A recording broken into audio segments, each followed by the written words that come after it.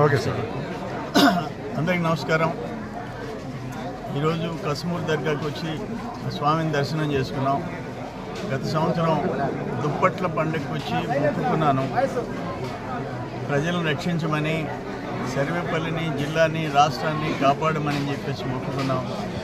ఈరోజు భారీ మెజారిటీతో రాష్ట్రమంతా 161 సీట్లతో గెలిచి కూటమిలో ముఖ్యమంత్రిగా చంద్రబాబు నాయుడు గారిని చేయటం, ఉప ముఖ్యమంత్రిగా పవన్ కళ్యాణ్ గారిని చేయటం, బీజేపీ అండదండలు ఉండటం, బీజేపీ మంత్రులు, క్యాబినెట్లో 3 పార్టీలు ఉండటం, ఇది ఒక చరిత్ర.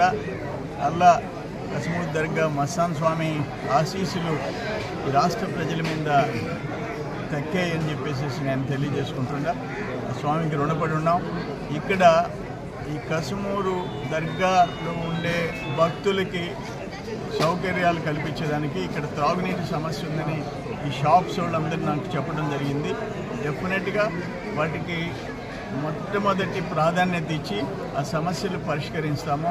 ఆ దర్గా మస్తాన్ స్వామి ఆశీర్వాదాలు ఎప్పుడూ ప్రజలకు ఉండేటట్టుగా చూసుకుంటాం.